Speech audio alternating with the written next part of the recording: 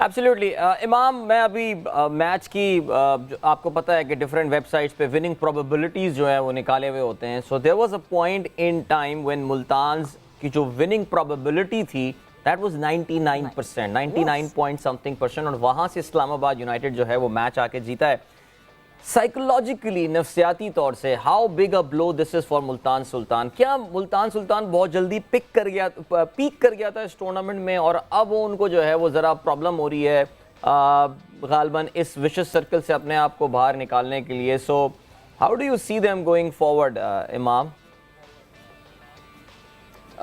देखिए अदिल भाई, ये टूर्नामेंट ऐसे होते हैं ना कि यहाँ पे अगर आपके एक दो मैचेस गंदे या आप जीती हुई पोजीशन से हार जाए ना, तो आपका ना आपको एक ब्लो सा जाता है और आपका जो है ना एक थोड़ा सा मोमेंटम टूटता है। इसमें कोई शक की बात नहीं, क्योंकि अब जिस तरह की सिचुएशन आ गई ना, क्रंच सिचुएशन है, क्योंकि मुल्तान ये एक बिल्कुल उन्होंने माइंड में बनाया हुआ था, जिनका जिस तरह उनका स्टार्ट हुआ था कि हम टॉप 2 में तो लाजमी होंगे। अब उनको ये वाला मैच कल प्रेशर में था कि यार इस्लामाबाद राइट टाइम पे पीक कर रही है, ज़ल्मी की भी बॉलिंग अच्छी हो गई है, तो we have to win this match. तो वो मुझे थोड़ा सा लगा कि वो थोड़ा सा प्रेशर में थे कल। और दूसरी बात, मुझे आज मैंने कल भी मैच देखा, अगर आपने ज़ल्मी की बॉलिंग भी देखी, ठीक है ज़ल्मी जीत गया और उनसे 205 रन जो चेज हुए हैं, हमारी डेथ बॉलिंग अच्छी नहीं हो रही। We have to accept it. हमारे पाकिस्तानी बॉलर्स की डेथ बॉलिंग का अगर आप देखें, जिस तरह हुसैन तल्लत और सिकंदर रजा भी और शाहीन भी, जो बॉल का जो उनका प्लान था ना, वो एक मेरी समझ से नहीं आया, वो क्या प्लान से बॉलिंग कर रहे थे।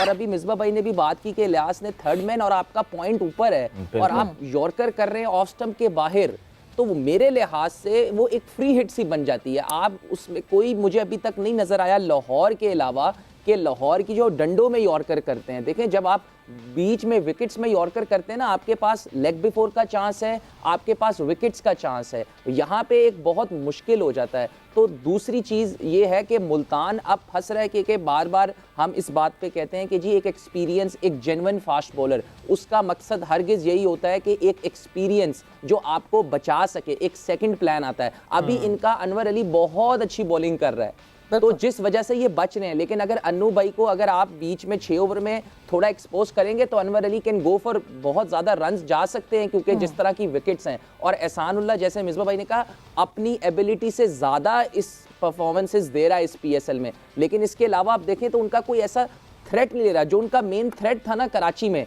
वो ये था कि उसामा मीर को आके ना बीच में वो विकेट्स ले रहा था, ठीक है, और बॉल फंस रहा था कराची में। अब वो ऐसा इतना हो नहीं रहा, उसने आउट किए लेकिन इज गोइंग फॉर 40 रन, 38 40। तो इस वजह से मुल्तान को थोड़ा सा अपनी बॉलिंग पे भी सोचना पड़ेगा। देखें, बॉलिंग विन यू टूर्नामेंट्स, और मुल्तान की बैटिंग बहुत जबरदस्त है, लेकिन अगर इनकी जो है ये बॉलिंग का थोड़ा सा अगर ऐसे ही रहा कि अनवर अली और बीच में ऐसे बॉलिंग करेंगे कि इनको एंड में बिल्कुल इलियास को समझ नहीं आ रही थी कि मैंने क्या प्लान के साथ बॉलिंग करनी है, तो मुझे ऐसा लगता है कि मुल्तान अगर सेकंड पे, तो मुझे फिर लगता है मुश्किल से फिनिश करे। फिर इनका एलिमिनेटर, मुझे ऐसा लगता है कि ज़ल्मी फेवरेट हो जाएगा एलिमिनेटर में भी, तो ये मुझे एक डर है।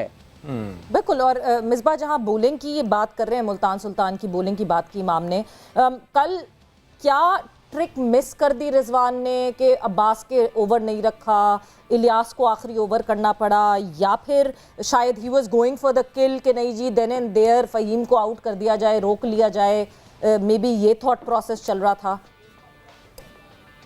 मेरे ख्याल में ये जो सोच थी ऑब्वियसली कि विकेट आउट किए हुए थे कि कहीं पे भी विकेट ले लें तो मैच में ही ख़त्म हो जाएगा। बट क्रेडिट देना चाहिए फ़हीम अशरफ को, उसको पता था कि सारुल्लाह के अलावा दोनों बॉलर ऐसे हैं जिनको वो एंड पे कैश कर सकते हैं, और वही हुआ।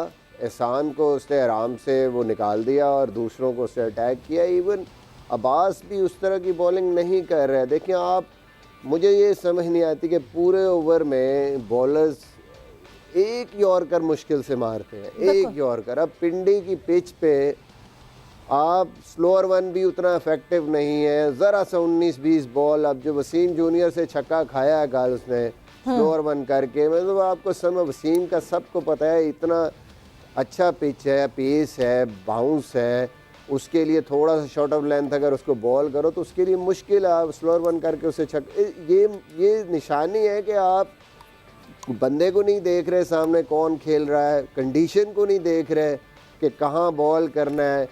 फ़हीम के आप बाजू खुलवा रहे हैं, वो तो बहुत अच्छा खेलता है। उसको अगर क्रैम्प अंदर वाला यॉर्कर मारें जो हम बार बार कह रहे हैं इस पिच पे, वही बचने का चांस है। वो आप नहीं, बाहर तो वो हर तरफ खेल सकता है, ऑफ साइड पे भी खेल सकता है, सामने भी एक्स्ट्रा कवर भी मार सकता है, एज लगा तो थर्ड मैन पे चौका है। तो बेसिकली जो टैक्टिक्स है ना, वो बिल्कुल समझ से घबरा के जब आप करते हैं ना कि कुछ भी क्लैरिटी नहीं होती, बिल्कुल यॉर्कर्स का जो है वो फुकदान दिख रहा है पीएसएल में इस दफा। और जहां घबराने की बात कर रहे हैं तो यस, आज लम्हात में जिस तरह रिजवान परेशान घूम रहे थे, कभी बॉलर्स की तरफ आ रहे हैं तो कभी फील्डर्स की तरफ जा रहे हैं, उसके हवाले से भी बात करेंगे। वक्त एक ब्रेक का हुआ है, ब्रेक पर जा रहे हैं, ब्रेक से वापस आते हैं तो अपनी कॉन्वर्सेशन को कंटिन्यू रखें। एंड वेलकम बैक टू जोर का जोड़। और ब्रेक पे जाने से पहले हमारी डिस्कशन हो रही थी, कल जो मैच खेला गया इस्लामाबाद यूनाइटेड वर्सेस मुल्तान सुल्तान, और जो एक मेन कोर जिस पे मुसलसल बात हो रही है कि क्यों यॉर्कर्स नहीं दिख रहे, क्यों फास्ट बॉलर्स ऐसी बॉलिंग नहीं कर रहे, यॉर्कर्स का बड़ा फुकदान दिख रहा है। बट एक चीज़ जो कि जिस तरह के कमबैक की हम इस्लामाबाद यूनाइटेड की बात कर रहे हैं, इमाम मैं वापस आपकी तरफ आऊँगी। हमने देखा कि जी बॉलिंग की बात हो रही है, मुल्तान सुल्तान की बॉलिंग जो है वो वीकलिंग है, मगर दूसरी तरफ इस्लामाबाद की बॉलिंग पे भी हम कहते हैं कि वो वीकर साइड है। What was the main Faheem Ashraf तो yes, but what was the main turning point जहां आपको दिखता है? Was it just Faheem Ashraf या पहले ही कहीं they started missing the plot, Aahista Aahista Aahista accumulate हो रहा था?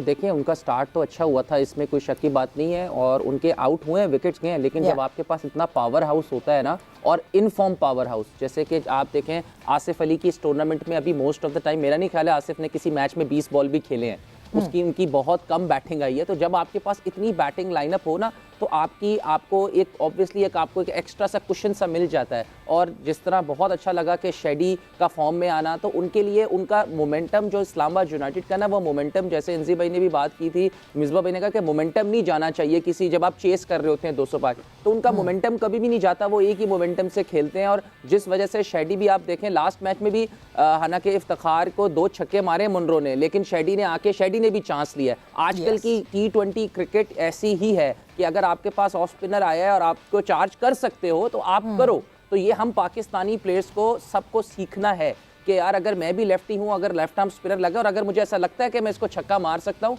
तो मुझे चार्ज करना है। तो ये अप्रोच उनकी मुझे बहुत अच्छी लगती है। और देखें, हमें फहीम अशरफ को क्रेडिट देना चाहिए। मुझे पर्सनली बहुत खुशी हुई उसकी, क्योंकि एक पाकिस्तान को अभी भी मुझे ऐसा लगता है कि एक अच्छा ऑलराउंडर की तीनों फॉर्मेट्स में बहुत ज़रूरत है। जैसे मिसबा भाई ने कहा कि फ़हीम ने बहुत अच्छे टेस्ट मैचेस में क्रूशल इनिंग्स खेली हैं विद द बैट। और जिस तरह देखें, मुझे सबसे खुशी हुई कि कंसिस्टेंसी उसकी तीनों मैचों में क्रूशल सिचुएशन में बारी आई, पहले उसने अपने आप की बारी भी बनाता है, फिर उसके बाद 12-13 का रन रेट भी करता है। तो ये एक बहुत अच्छी साइन है पाकिस्तान के लिए कि फ़हीम की एबिलिटी की तो सबकी बात करते हैं। मेरे साथ बहुत अरसे वो HBL से भी खेला है, लेकिन अब सडनली जो है उसने, मुझे शायद लोगों को नहीं पता कि ही इज़ वेरी फोकस ना। उसके घर में एक पूरी उसने बॉलिंग मशीन और पूरा एक सेटअप क्रिएट किया हुआ है कि जहाँ पे वो अपनी बैटिंग करता है। तो मुझे बहुत खुशी हुई फ़हीम के लिए, और साथ साथ ऑब्वियसली शेडी के लिए भी। शेडी के लिए टूर्नामेंट बहुत इंपॉर्टेंट है, कमबैक आ रहा है, इंजरी से बहुत इंपॉर्टेंट प्लेयर है, तो उसके कॉन्फिडेंस आना उसके लिए भी बहुत अच्छा है, और पाकिस्तान और इस्लामाबाद के लिए तो ऑब्वियसली अच्छा ही है। लेकिन देखें, जब आप चेस कर रहे होते हैं और आपके पास इस्लामाबाद जैसी बैटिंग लाइनअप होती है और आगे वाली टीम के पास कोई एक्सपीरियंस बॉलर नहीं होता, तो ऑब्वियसली इस्लामाबाद ने अपना ये स्मार्ट मूव खेला कि उन्होंने डीप लेके गए और अपना मोमेंटम, उनको आइडिया था कि हम कहीं ना कहीं हम इनको पकड़ लेंगे। और ऑल्दो मुझे कंफर्म था कि इस मुल्तान जीत जाएगा, 18 नहीं होगा, लेकिन थोड़ी सी आप कह सकते हैं फील्ड प्लेसिंग मुझे ऐसा लगता है कि बेहतर हो सकती थी उनका प्लान, लेकिन वो बेहतर जानते हैं क्योंकि वो ज़्यादा खेल रहे हैं, उनको ज़्यादा पता है। लेकिन मेरा अपना मानना है कि फील्ड प्लेसिंग अगर तो थोड़ी सी बेहतर होती तो शायद ये 18 रन नहीं होते। सबको कंफर्म था कि मुल्तान जीत जाएगा, बट जहां फ़हीम की बात कर रहे हैं इमाम, फ़हीम भी बेसिकली उस नाराज़ 11 से हैं जो कि इस पूरे सेटअप से नाराज थे, क्योंकि वो हमारे शो पे भी आए थे तो उन्होंने यही कहा था कि मुझे पता ही नहीं है कि मैं क्यों नहीं खेल रहा पाकिस्तान। जी बिल्कुल, काफ़ी जूम आनी बातें भी की थी, और वाकई it was very evident Faheem Ashraf के, उनके लिए भी जानना बड़ा मुश्किल था कि वो क्यों पाकिस्तान टीम से बाहर हुए हैं। लेकिन ज़ाहिर है, जैसे कि लाला हमेशा ये बोलते हैं कि हमारे यहाँ डायलॉग कम होता है, बात कम की जाती है। किसी को अगर टीम से ड्रॉप भी करना है तो उसको ये बताई जाए बात कि तुम्हें इसलिए ड्रॉप किया जा रहा है।